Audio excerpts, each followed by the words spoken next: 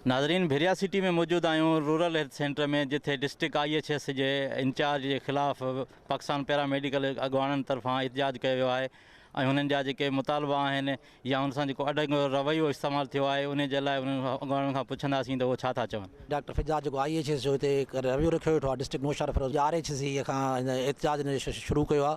अगरि हिन जो जेको रवियो इहो हलियो ज़िले सॼे में रवियो बद इख़लाक़ी हलेसि थो, सो ख़ुदारा असां मथे गुज़ारिश था कयूं त हिन IHS DM खे हटायो ऐं इस्पताल बचायो। हिते पायोडीन न आहे, डॉक्टर न आहे, ड्यूटी ते को मुलाज़िम करण लाइ तयारु न आहे। पैरामेडिकल त जेॾी महिल वञी कावड़ पैरामेडिकल ते आहे। सीनियर असांजो डिस्पेंसर दोस्त आहे, 20 सालनि खां नाइट ड्यूटी करे थो पियो ऐं ईमानदार फ़र्ज़ शनास असांजो दोस्त, उनजी खामखा बग़ैर कंहिं सबब जे बेइज़ती कयो थो वञे। डॉक्टर फिदा मेमण जो आहे, जंहिंजी मां मज़म्मत बि कयां थो ऐं मुतालबो कयां थो त इन DM साहब खे हटायो वञे।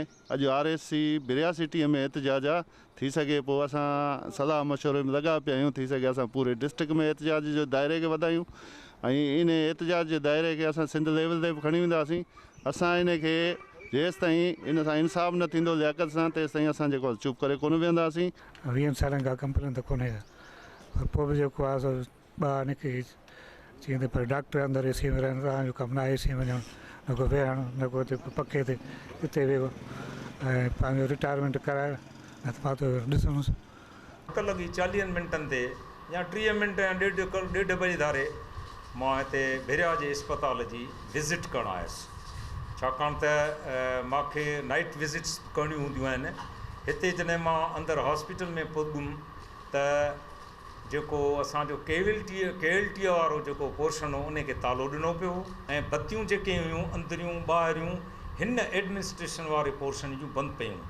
इहो त हींअर रवाज पइजी वियो आहे, जिते किथे जेकॾहिं को ॻाल्हाए थो या का ॻाल्हि चवे थो त उनखे चयो थो वञे हिते बदशत थो ॻाल्हाए। हाणे जेकॾहिं असांजे ॻाल्हाइण में असांजी ड्यूटीअ में जेकॾहिं हींअर जिते बि असां ड्यूटी कयूं, जेकॾहिं केरु हड़ताल करे थो, मां पंहिंजी ड्यूटी जो पुछियो आहे, ॿिए कंहिंजे हवाले सां मुंहिंजो कंहिंसां बि ज़ातियत न आहे, न को मूंखे सां ज़ातियत अॻु में कई आहे, न को हींअर ज़ातियत आहे। मां एडमिनिस्ट्रेटिवली जेके हिन